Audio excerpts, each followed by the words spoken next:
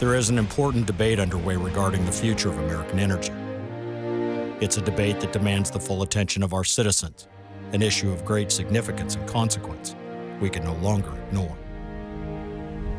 Polarized by divided allegiances to politics, parties, and popular opinion, many are left wondering who to trust and what to believe.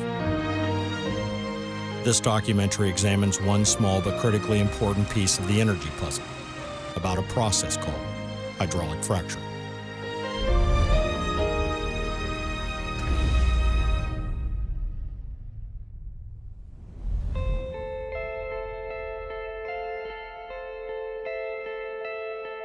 God gave us all these resources on this earth, whether it's minerals or plants and animals, for us to use. And if we use them in a reasonable, logical, safe way, it's good. My profession and field has been in the environmental sciences, and so I've been cautious of any kind of perturbation to the environment. Any American citizen trying to make a decision about where we should go with this should understand that we have this need for energy in this country, and that, as with any industrial process, it has an effect on the environment, and that environmental effect can be mitigated to a certain extent or not mitigated depending on what kinds of decisions companies make. WPX Energy commissioned this documentary in response to the onslaught of misinformation leveled against their industry as a whole and the process of hydraulic fracturing specifically. But that rig can do 6 to 8 or 9 wells from this pad when we come back to it. And it's CEO Ralph Hill embraced the idea of an open discussion and willingly provided access to their people, their processes, and even the property owners they work with. We have a gift right now because of technology, advances in technology, to be energy independent in this country by a cleaner form of energy. The world runs on energy, and there is not a single aspect of our lives that is not impacted by it. What powers our factories, exploration, travel, and commute depends on it. Every advancement made in the way we connect, collaborate, and cure disease requires it. We have an entire nation that is completely dependent upon it. Almost every single thing we use, from clothing to computers, contact lenses to CDs, is made from it. There is almost nothing that is not touched by our dependence upon oil and gas. But drunk on the abundant blessings we glean from it, have we ever stopped to consider what would happen if these things we take for granted all slowly started to disappear? We need a source of energy. And right now, the cleanest source of energy seems to be the natural gas industry. This country needs an all-out, all-of-the-above strategy that develops every available source of American energy. A strategy that's cleaner, cheaper, and full of new jobs. We have a supply of natural gas that can last America nearly 100 years. And my administration will take every possible action to safely develop this energy. Fred Baldessari is recognized throughout the industry as an expert in gas migration. He has been called upon by industry, landowners, universities, and regulators alike for his ability to trace gas and find its origin. His reputation is based upon finding the truth and presenting the facts, no matter how popular. Natural gas, in my view, and in a lot of experts' view, it trumps a lot of other energy sources because it's cleaner, it's abundant, it's in this country. We don't have to rely on other countries. We don't have to, worry about a supply because we have this supply here. What dramatically changed everything and made production a viable alternative was combining hydraulic fracturing with horizontal drilling. Historically, what we used to do is drill a single vertical well at a location, move over, build a brand new pad all over again, use up another 3 acres of land, and drill another vertical well bore. So perhaps there might be a well every 40 acres. Now what we do is we go to a single pad inside of a 640-acre area, and from that one pad we drill down and then we go out horizontally, multiple wells, all on that same 3 to 5 acre pad. So we can put as many as 22 wells in the same space that used to just hold one well. Also, every single one of those wells tie back into a central location. So all the production tanks, everything, all the traffic only comes to that one point, and everything can be monitored from that one location. That's a pretty big leap when you're reducing your impact that much. And I think sometimes people don't realize that it's really becoming that small. The fact is, natural gas production requires a dramatically smaller footprint than conventional drilling and other sources of energy, like solar and wind. America now had the means, the wherewithal, and the resources to become its own best supplier, a way to make itself almost energy independent. But that didn't mean there was clear sailing ahead. There has been a lot of mistruth spoken about the process of hydraulic fracturing and the never-ending supply of people willing to join the chorus or crusade against the evil gas companies. People do not have correct information, and everywhere from the media, just correct information. The headlines and the sound bites really detract from that experience, and folks don't have an opportunity to really understand fully. To me, every time I see something that's anti our industry, it's just like, wow. Typically that person used something that's powered by energy every single moment of their life. But they can still say you're poisoning our water, you're causing cancer, you're causing animals to die. I hear that it's causing earthquakes. All of that is silliness. They don't have the facts of what's happening when a fracking job is going on. They don't always understand that their home is heated with gas and that's what we're actually doing. They perceive us as a gas station. You're the one who's making our gas prices so high. It's what you guys are doing. They're not really understanding that it's not that aspect of what we do in the community. I think the biggest misconception is people think we don't care. They don't think we care about the environment or the wildlife or the area or the land, and we do. I don't know what caused them to believe that. And we're all painted with that brush of potentially a bad actor at some point in time, and every industry has them. The attacks on them have come from every angle: environmental, political, economical, you name it. Where they have failed, they, like any other industry, should bear the burden and pay the price for their mistakes. When safety and other protocols are ignored, lives are lost, people are harmed, oceans are polluted, and economies are wiped out. They should be held accountable. Every single thing we do, from the very moment we have an idea to go drill somewhere, to when we actually do the drilling, to when we're completing, to when we're actually producing, there are agencies involved regulating every step we do. Like any industry where money and people are involved, there is always the risk of greed and unethical behavior. Those who believe that they can increase profits by cutting corners, meeting minimum requirements, or ignoring safety practices altogether. I think the business model where you maximize short-term profits by cutting corners and ultimately causing damage both to the environment, to your reputation, to the communities in which you work, long-term, that's not a sustainable model and causes you to go out of business fairly quickly. But when you have one operator that does create a problem like that, the public automatically assumes everybody operates that way. And that's not true at all. But there is nothing responsible, ethical, or intellectually honest about indicting an entire industry for the errors of a few. Because if you find one person soiling the nest for everyone else, it's going to hurt everyone. And so we report any violations we see, either of our own or of any other operator, to the regulatory people as quickly as possible, so those things can get cleaned up quickly. But those represent a very small percentage of the industry, and nobody works harder to expose them than the industry itself. Profitability, sustained viability, and economic growth are only possible by minimizing errors and maintaining the relationships they have with the communities they work in. I think everybody tries to do it right, and the few that don't they'll be fined, they'll be put out of business, things will happen to them. The oil and gas industry is a fairly small group of operators who not only watch out over their own operations, but also self-police each other. And we also police ourselves very, very carefully. We cannot afford the kind of expensive slip-ups that have occurred in the past, frankly.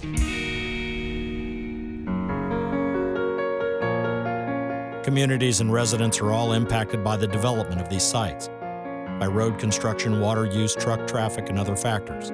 A single site reduces all these impacts on an area where populations live. The first part of creating a well is getting to the target source, which in this case is the shale formation.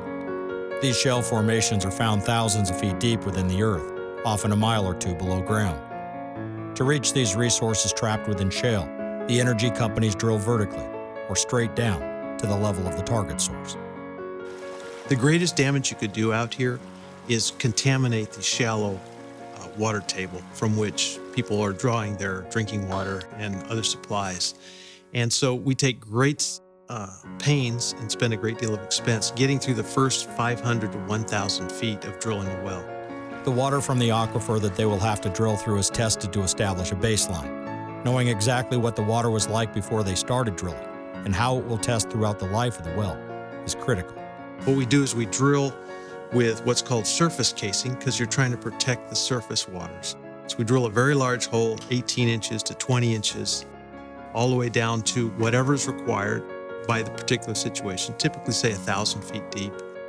We set a very large steel casing down that. Then we pump cement down the casing. It goes down and then up the back side of the casing and forms a very thick layer of cement between the rocks and the aquifer and this steel casing.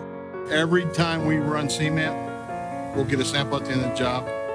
Only after that's set and after we've tested it and run a cement bond log to confirm that in fact we have a cement bond behind the entire casing string, do we then resume drilling with a slightly smaller bit the rest of the wellbore. These cement bond logs are required and inspected by the state before any further operations or drilling can take place.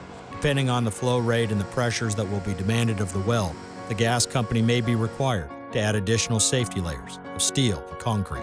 And that's done with the sole purposes of making sure that we can never have communication between the inside of the wellbore and that shallow aquifer.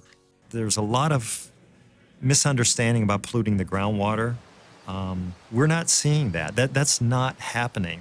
And we have no cases that have been proven in the country, as far as I know, where the mechanism of hydraulic fracturing caused a gas migration problem where the gas was, migrated because of the hydraulic fracturing into the aquifer system.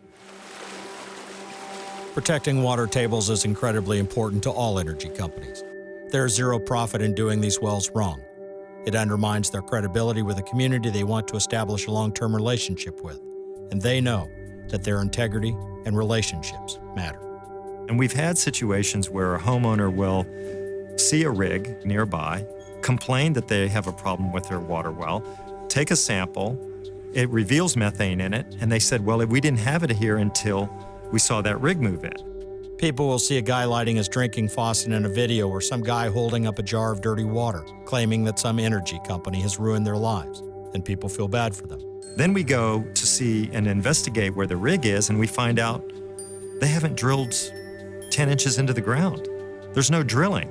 The energy company had nothing to do with the fact that he could light his water on fire, or the fact that the guy had dirty or contaminated water. But those facts never seem to get reported. And all the hyperbole in the media and the misinformation out there and, some of the stuff that gets put out there is just creating more of this controversy, and it's almost like scare tactics. However, this aspect of natural gas operations and hydraulic fracturing get more attention and misguided attacks on it than almost any other. Have there been problems with well integrity and with gas migration? Absolutely. There have been.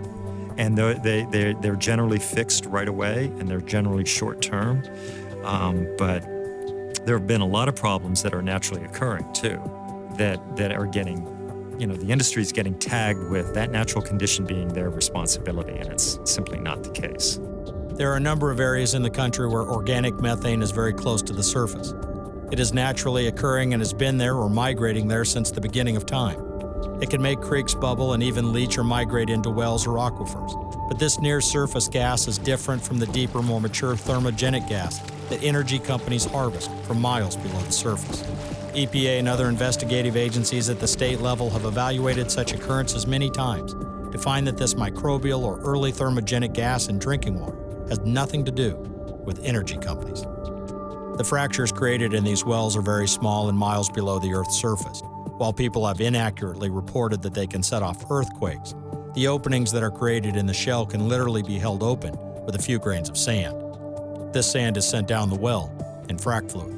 We pump the sand in, and we hope to get 2 or 3 grains across, such that when it closes, it holds it open about 3/100ths of an inch to maybe 6/100ths of an inch. That's all we need. You don't need a very big crack. Because it's so tall and it's so long, you get a lot of gas flowing down that crack. And we create lots of them, thousands of them. It's all about surface area in our business.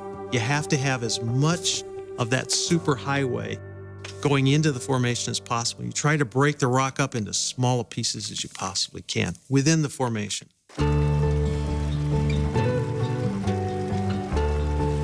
The critics of hydraulic fracturing cite the enormous amount of water used to fracture a well. This fact is indisputable. Hydraulic fracturing does require a lot of water, and sometimes in areas of the country where everyone is competing for it. We put several million gallons of water down a particular wellbore. You start adding that up, and as you come through an area, there will be a large draw on the available water supply in that particular community. To be fair to the energy companies, however, vying for water, the energy company will use on one well about the same amount of water used on a golf course for 2 weeks. We mitigate that. Typically, once you pump water down the wellbore, about 50% of it comes back up to the surface. What we try to do is we reuse it. We use it for the next frac job and the next frac job, and it's obviously it saves us money. And here, as our operations gets bigger, it will recycle 100%. Another concern for those who oppose hydraulic fracturing is the actual chemicals the companies put into or draw back up the well. Those are very carefully regulated. They're very carefully used and applied. We're very conscious of what we do with them once we recover them and bring them back up to the surface. Typically, what we do is we simply push them down the next wellbore for the next frac job. In some cases, we pull them out and we put them down a deep disposal well where they go into another deep formation where they can't do any harm to anybody. Somewhere between 0.5% and maybe 2% of the total amount of fluid pumped are what we call additives, or the chemicals that everyone continues to talk about. Well, everything's chemical, but we have chemical names for everything. Dishwashing detergent and bleach. The same things that are in those two products, household products, are the constituents of this, somewhere ranging from about 0.5% to 2%. And it's heavily diluted. The point is that these chemicals used in very small quantities are closely monitored, properly stored, and highly regulated. They are controlled during their application and completely isolated from the fresh water tables by steel and concrete safeguards. We were one of the first companies to push very strongly for full disclosure of frac fluids. Anybody in the public can go out to the fracfocus.org website and look up every single chemical that we have pumped down every single one of our wells over the last few years.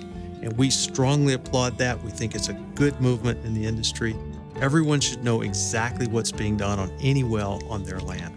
Accidental spills at the surface are quickly mitigated and even guarded against by storage tanks and specially designed spill berms. Additionally, energy companies are leading the way to find new and better ways of reclamating the same water or using deep water sources that can't be used for any other purpose.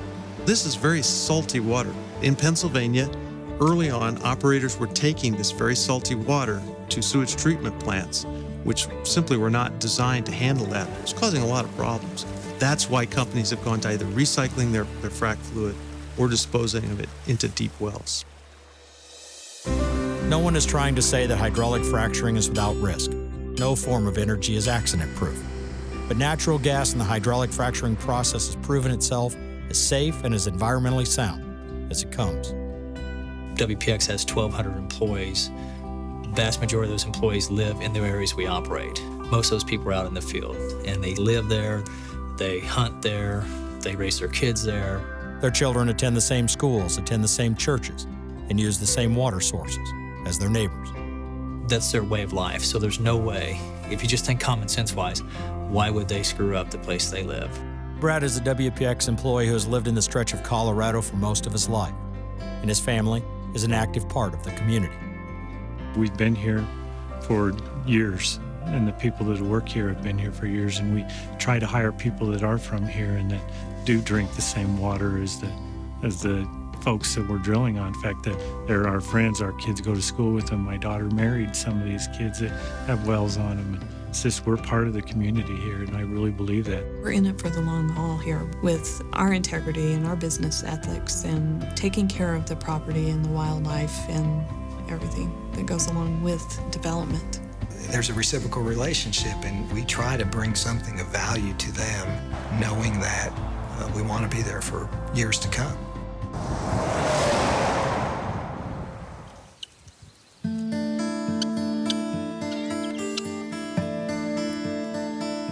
I've been here for like 7 years and from the Bronx, and it's a big change. Linda Avilio lives in rural Pennsylvania on a farm she bought to raise her animals. She left New York to purchase a little piece of land she could call her own, find peace, and enjoy life. I love it. This is where I'm gonna die. I'm not leaving it. It's beautiful. And then little by little, building. She does not work for an energy company, nor does she profit from one. Yet her land sits a stone's throw away from a new drill site, where multiple gas wells have been hydraulically stimulated. When Ralph Hill stopped by to see how she was doing, he got a chance to do more than help her feed her alpacas. He had an opportunity to hear her speak about her relationship with his people. It's been more quiet than I thought. And as a matter of fact, I had an argument with somebody because they were saying, oh, it's so loud. They're a mile away and we hear it. And I'm like, I think I'm half a mile and I don't hear nothing. And I'm like right on top of it. But it's nothing like all the stories that were going on. Unlike those who live nowhere near her and demonize the energy companies from afar, she sees them as neighbors who care about her, constantly checking in on her and who have her best interest in mind. I haven't had any problems with my water. I haven't had any problems with my pressure water. You know, somebody said, you're gonna lose pressure. No, still take a good shower. Come on.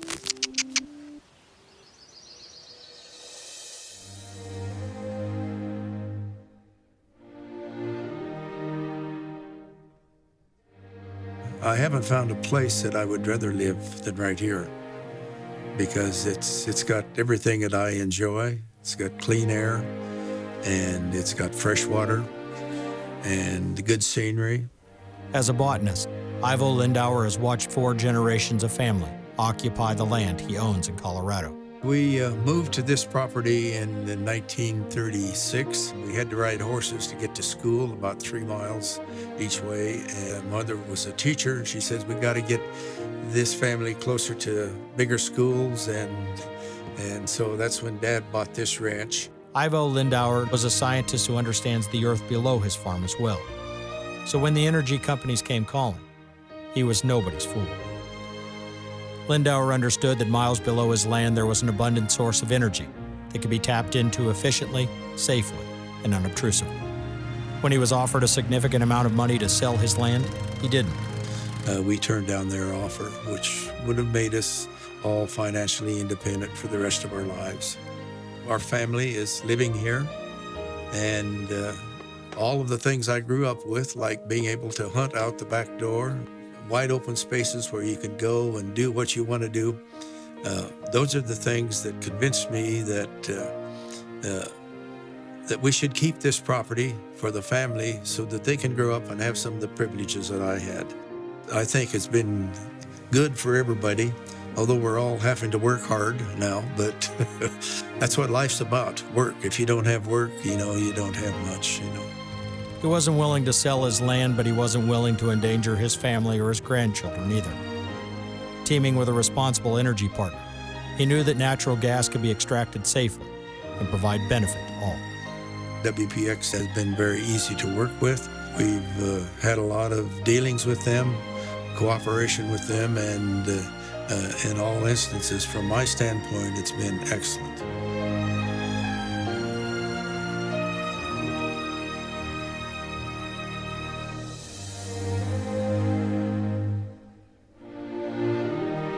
It is estimated that 2.8 million jobs have been created directly or indirectly by the gas industry in the last 10 years. Like others in controversial industries, bad news and bad press travels around the world in lightning speed, but the truth that follows tends to take forever. We are a nation of people never complacent with sitting on yesterday's successes, who lead the world in technological discovery. Unharnessing the chains that prevent us from unlocking the vast resources below us is essential to that end. It must come with open and honest discourse. It must come with safety and environmental impact in mind. But it must come. The viability of our economy, jobs, and national security ultimately depend on our ability to become self-sufficient. We must end division, encourage innovation, and inspire generations to come. Energy independence could not hold bigger stakes for our economy, our security, and our future.